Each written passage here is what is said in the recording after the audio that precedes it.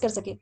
तो अंडरस्टैंडिंग होनी चाहिए कि कैसे माइंड प्रोसेस करता है इन्फॉर्मेशन को और साथ में कैसे स्टोर करता है इन्फॉर्मेशन को।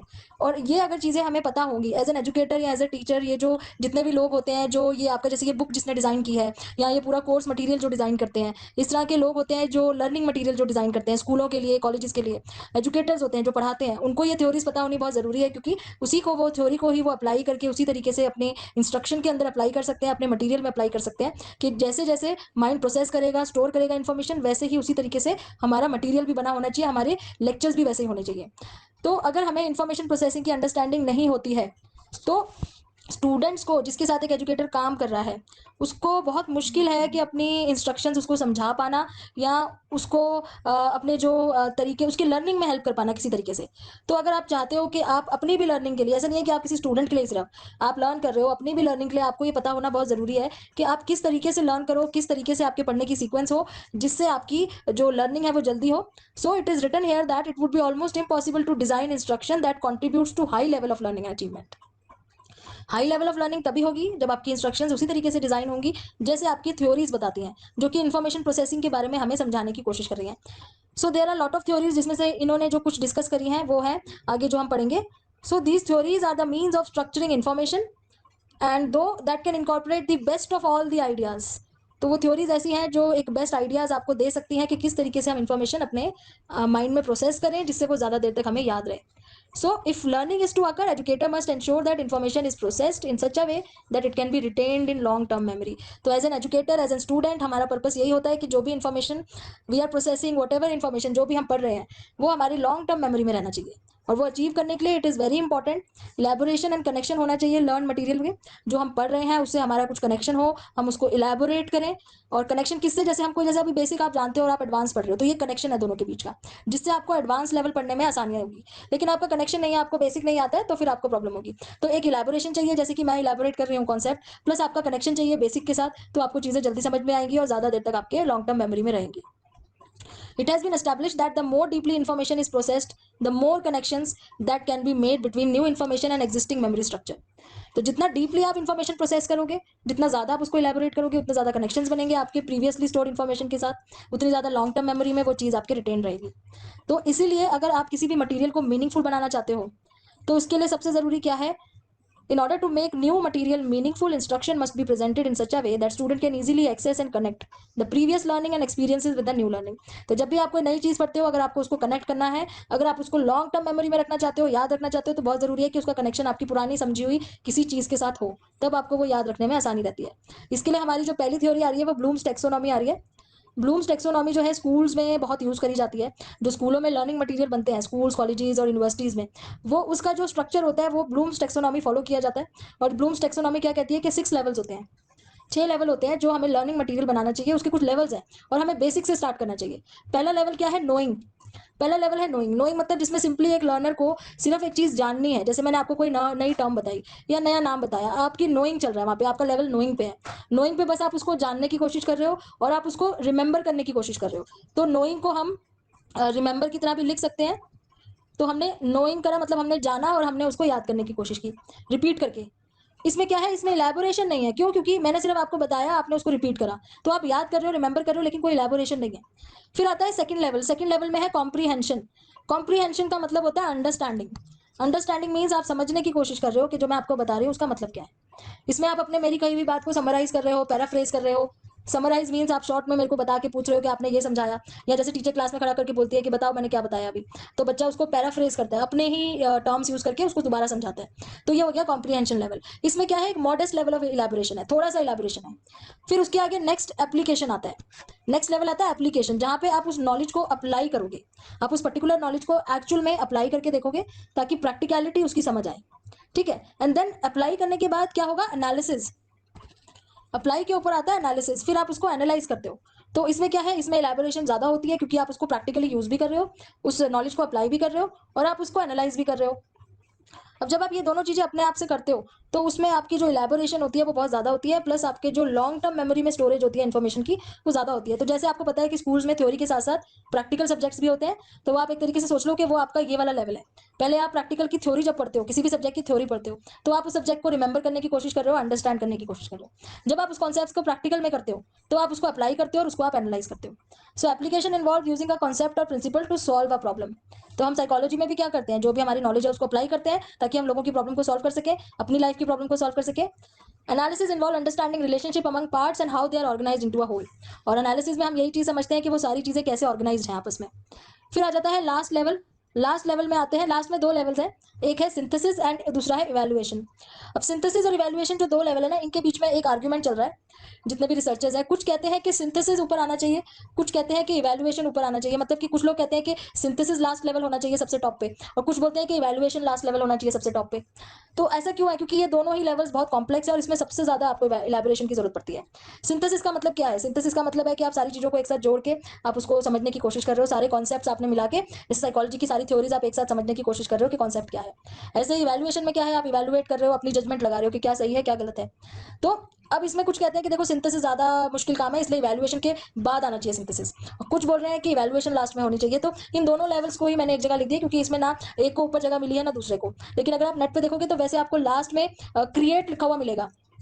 अगर हम इंटरनेट पे चेक करते हैं तो हमें लास्ट लेवल मिलता है क्रिएट लिखा हुआ। तो क्रिएट का मतलब होता है सिंथेसिस। तो मतलब जनरली ज्यादातर लोग पहले इवैल्यूएशन लेते हैं, उसके बाद सिंथेसिस लेते हैं। So research has confirm the first 4 levels are indeed hierarchy. मतलब पहले 4 लेवल तो ठीक है, रिसर्चर कह रहे हैं, लेकिन जो लास्ट के 2 लेवल हैं उनमें थोड़ी सी प्रॉब्लम है। क्योंकि कुछ लोग कहते हैं कि पहले सिंथेसिस आना चाहिए, बाद में इवैल्यूएट, और कुछ बोल रहे हैं पहले इवैल्यूएशन फिर सिंथेसिस। तो ये थी ब्लूम्स की टैक्सोनॉमी, जो कि बहुत जरूरी थी लर्निंग मटेरियल के पॉइंट ऑफ व्यू से।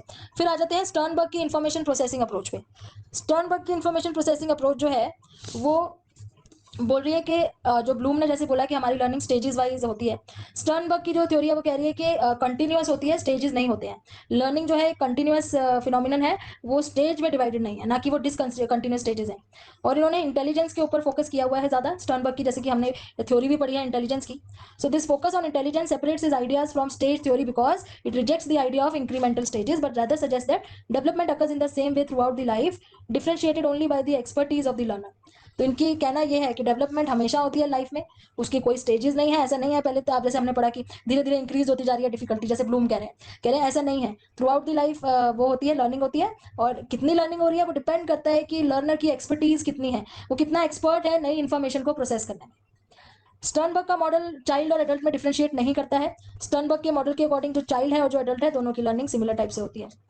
He deals solely with the information processing aspects of development and does not incorporate any facets of biological development. तो कॉग्निटिव डेवलपमेंट के ऊपर ज़्यादा इन्होंने फोकस किया है, इन्फॉर्मेशन प्रोसेसिंग के ऊपर ज़्यादा फोकस किया है। और इनकी थ्योरी क्या है वो देख लेते हैं। Developmental changes as a result of feedback, self monitoring, automatization in his theory. Intelligence, अब इन्होंने जैसे वो इंटेलिजेंस की थ्योरी हमने ऑलरेडी पढ़ी हुई है, लेकिन फिर भी मैं यहाँ पे एक बार डिस्कस कर ले रही हूँ। इंटेलिजेंस तीन इन्होंने बोला है कि जो तीन जो होती है इंटेलिजेंस में, three kinds of information processing component है। एक है मेटा कंपोनेंट, दूसरा है परफॉर्मेंस कंपोनेंट, और तीसरा है नॉलेज एक्विजिशन कंपोनेंट। अब ये देख लेते हैं आगे क्या कह रहे हैं। स्टर्नबर्ग मॉडल में ये तीनों कंपोनेंट एक साथ काम करते हैं और ये तीनों ही मिलकर हमारी लर्निंग और कॉग्निटिव डेवलपमेंट में हेल्प करते हैं। तो पहला जो कंपोनेंट है मेटा कंपोनेंट, फर्स्ट कंपोनेंट, ये meta components are executive in nature. मतलब वो एग्जीक्यूट करते हैं किसी भी प्रोसेस को, जैसे वो गाइड करते हैं प्लानिंग में, डिसीजन मेकिंग में गाइड करते हैं, प्रॉब्लम वाली सिचुएशन में गाइड करते हैं। वो they serve to identify the problem and connected with the experiences from the past. तो जैसे कोई अपने पास्ट एक्सपीरियंस को यूज करके अपनी प्रेजेंट की प्रॉब्लम को अगर सॉल्व कर रहा है, तो इसका मतलब वो अपने इंटेलिजेंस का या अपनी इंफॉर्मेशन प्रोसेसिंग में मेटा कंपोनेंट का यूज कर रहा है। Therefore is however no action directly related to meta components, they simply direct what actions will follow। तो यहाँ पे मेटा कंपोनेंट क्या कर रहा है, पुराने पास्ट एक्सपीरियंस को यूज करके अपनी नई प्रॉब्लम सॉल्व करने की कोशिश। दूसरा जो कंपोनेंट है इनके इंटेलिजेंस में वो है परफॉर्मेंस कंपोनेंट। परफॉर्मेंस कंपोनेंट का मतलब है जो आप एक्शन ले रहे हो, परफॉर्म कर रहे हो जो आप। So performance components are the action taken in the completion of problem solving task. जो भी आपने एक्शन लिए हैं अपने प्रॉब्लम्स को सॉल्व करने के लिए, तो ये जो है मेटा कंपोनेंट्स के आगे जाके परफॉर्म करने का काम कर रहे हैं। सो अब इसमें क्या है, जब आप परफॉर्मेंस करते हो तो आप एक चीज और करते हो, you way the merit and consequences of your action. आप इसमें ये भी फिर सोचते हो कि जो भी आप कर रहे हो उसके क्या मेरिट या डीमेरिट्स हो सकते हैं, उसके क्या कॉन्सिक्वेंसेज हो सकते हैं। और जो तीसरा कंपोनेंट इनकी थ्योरी में आ जाता है वो है knowledge acquisition component. Knowledge acquisition का मतलब है नॉलेज को गेन करना। So this type is characterized by ability to learn new information. तो कोई नई इन्फॉर्मेशन को लर्न कर पाने की एबिलिटी को इन्होंने नाम दिया है नॉलेज एक्विजिशन कंपोनेंट। और ये ज़रूरी नहीं है कि नॉलेज एक्विजिशन से आप अपनी प्रॉब्लम को ही सॉल्व कर पाओ, ये सिर्फ इसलिए कि आप नॉलेज को एक्वायर कर रहे हो। तो ये एक तरीके से इन्होंने इंटेलिजेंस के 3 कंपोनेंट्स बताए हैं, जिसको ये बोल रहे हैं कि हमारे ब्रेन में इन्फॉर्मेशन प्रोसेसिंग भी इसी तरीके की होती है। और इसी को हमने जो पढ़ा था, तो ट्रायर्किक थ्योरी ऑफ इंटेलिजेंस हमने जब 12th में पढ़ा था, तो 12th की बुक में इसको ट्रायर्किक थ्योरी ऑफ इंटेलिजेंस नाम से आपको एक वीडियो में मिल जाएगा, जहाँ पे मैंने इसको डिस्कस किया हुआ है ऑलरेडी। तो स्टर्नबर्ग की थ्योरी के बाद एक चीज़ बहुत इंपॉर्टेंट यहाँ पे बोल रहे हैं कि जो ऊपर हमने थ्योरीज पढ़ी हैं, उसके अलावा एक सोशल इंटरेक्शन का भी बहुत फ़र्क पड़ता है, जो हमारी कॉग्निटिव डेवलपमेंट में इन्फ्लुएंस करता है। तो जैसे ब्रूनर और वाइगॉट्स्की का कहना है कि जो सोशल इंटरेक्शन होती है एक चाइल्ड की, उसकी जो लर्निंग होती है, उसमें एक सिग्निफिकेंट अदर का रोल होता है, और उसको स्कैफोल्डिंग चाहिए होती है, उसको सपोर्ट चाहिए होती है कोई चीज़ सीखने के लिए अपने केयर गिवर की, तो वो बहुत ज़्यादा इंपॉर्टेंट फैक्टर है। और जो हमारी लर्निंग है या जो इंटेलिजेंस है, नॉलेज एक्विजिशन है, हर चीज़ वो हमारे सोशियो कल्चरल कॉन्टेक्स्ट से जुड़ी हुई है। हमारा सोशल एनवायरनमेंट, कैसे हम एनवायरनमेंट के साथ अडेप्ट करते हैं, कैसे हम अपने अपने आप को बेटर एनवायरनमेंट की सर्च में अपने आप को शेप करते हैं, किस तरीके से हमारी बॉडी और हमारा माइंड एडजस्ट करता है। तो इसमें सोशल फैक्टर, कल्चरल फैक्टर, ये बहुत इंपॉर्टेंट चीज़ें हैं जिसको हम इग्नोर नहीं कर सकते। So therefore one must discuss the social and cultural context of learning. तो यहाँ पे ये बात हो रही है कि सोशल और कल्चरल कॉन्टेक्स्ट को भी डिस्कस करना बहुत ज़रूरी है जब हम लर्निंग की बात कर रहे हैं।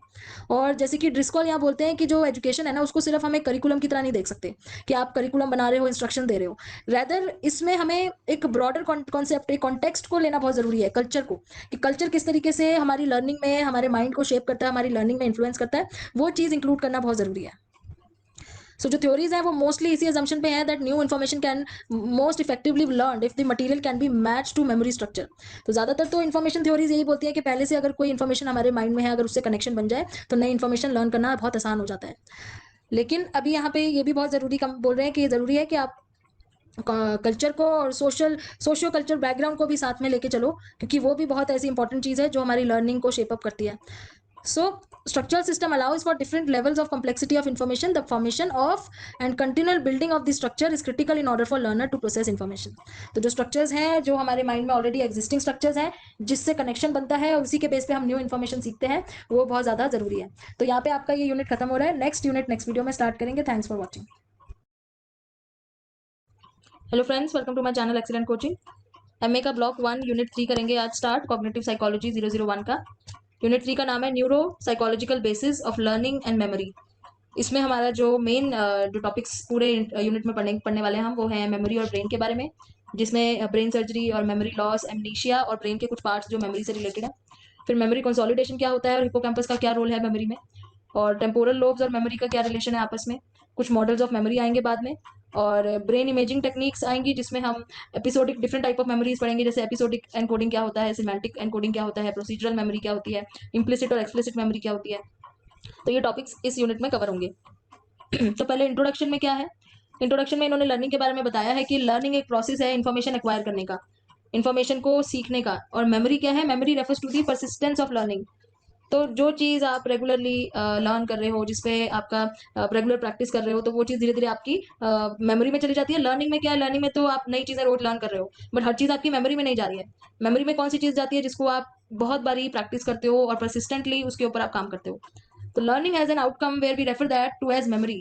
तो लर्निंग का कैसे पता चलता है कि लर्निंग हुई है, तो जैसे आप लर्न कर रहे हो, अभी आपकी लर्निंग का टेस्ट होगा, तो आपकी मेमोरी का टेस्ट होगा। जब आप एग्जाम देने जाओगे, आपकी लर्निंग का टेस्ट कैसे होगा, आपको ये सारी चीजें याद करनी पड़ेंगी। तो जो मेमोरी का टेस्ट होगा, उससे ये पता चल जाएगा कि लर्निंग हुई है कि नहीं हुई है। तो जब भी लर्निंग होती है, मेमोरी क्रिएट हो सकती है, लेकिन उसको कैसे स्ट्रेंथन किया जा सकता है, रिपीटेशन के थ्रू। आपकी मेमोरी क्रिएट होते होते रह जाएगी अगर आप उसको रिपीट नहीं करोगे। लर्निंग तो हो जाएगी, लेकिन वो आपकी मेमोरी में नहीं रहेगी जब तक आप रिपीट नहीं करोगे। ठीक है। This need not involve the conscious attempt to learn. Learning can occur and performance can improve simply from more exposure to information or to a task. तो लर्निंग में क्या है कि लर्निंग तो आपकी वॉलंटरीली इनवॉलंटरीली होती ही रहती है। आप जिन चीज़ों से एक्सपोज होते हो, आपके जो एक्सपीरियंसेस होते हैं, वो आपकी सारी लर्निंग ही है एक तरीके से। लर्निंग और मेमोरी को इन्होंने हाइपोथेटिकल स्टेजेस में डिवाइड किया हुआ है। जैसे पहली स्टेज एनकोडिंग है, दूसरी स्टोरेज है, तीसरी रिट्रीवल है, जिसके बारे में हमने लास्ट यूनिट में भी डिस्कस किया था। एनकोडिंग का मतलब होता है किस तरीके से हम इन्फॉर्मेशन प्रोसेस कर रहे हैं, उसके बाद उसको स्टोर करते हैं, स्टोर करने के लिए एनकोडिंग की जाती है, फिर उसके बाद उसको स्टोर किया जाता है। एनकोडिंग के भी दो स्टेज है, एक है एक्विजिशन और एक कंसोलिडेशन। तो एक्विजिशन का मतलब है कि आप उसको एक्वायर कर रहे हो, मतलब अब आपकी सेंसरी मेमोरी से होते हुए आपकी डिफरेंट जो लेवल्स होते हैं उसमें स्टेज में मेमोरी के, उस पर जा रही है। तो acquisition register input in sensory buffer and sensory analysis stage. फिर कंसोलिडेशन क्या होता है, जब हम उसको एक रिप्रेजेंटेशन की फॉर्म में स्टोर करते हैं। तो स्टोरेज होती है कंसोलिडेशन के बाद, और वहां पे वो परमानेंटली या टेम्परेरीली स्टोर होता है। एंड फाइनली रिट्रीवल होता है। रिट्रीवल का मतलब हम कोई चीज बाद में याद करने की कोशिश कर रहे हैं, रिट्रीव करने की कोशिश कर रहे हैं। सो ये लर्निंग और मेमोरी को इन्होंने ये दिखाया है कि दोनों आपस में एक दूसरे से बहुत ज़्यादा रिलेटेड है। So we search for the neural correlates of learning and memory in many ways. तो लर्निंग और मेमोरी की न्यूरल कोरिलेशन क्या है? न्यूरल कोरिलेशन मीन्स कैसे अंदर न्यूरल नेटवर्क से कोरिलेटेड है। तो कैसे इन्होंने देखा है, एक तो through case studies which reveal what is and is not lost in amnesia. Case studies करी है उन लोगों पे जिनको एमनीशिया जैसी प्रॉब्लम होती है, तो उसमें क्या चीज मिसिंग होती है ब्रेन में, किस चीज की कमी हो जाती है, उससे पता चलता है। By developing animal models of memory in simple invertebrates and complex system. तो एनिमल मॉडल्स हैं जो हम इस चैप्टर में पढ़ने भी वाले हैं। और तीसरा ब्रेन इमेजिंग करके ये देखते हैं कि कैसे न्यूरल जो नेटवर्क्स हैं उसमें चेंजेस आते हैं लर्निंग और मेमोरी की वजह से। तो अब स्टार्ट करते हैं मेमोरी और ब्रेन। तो field of cognitive and experimental psychology of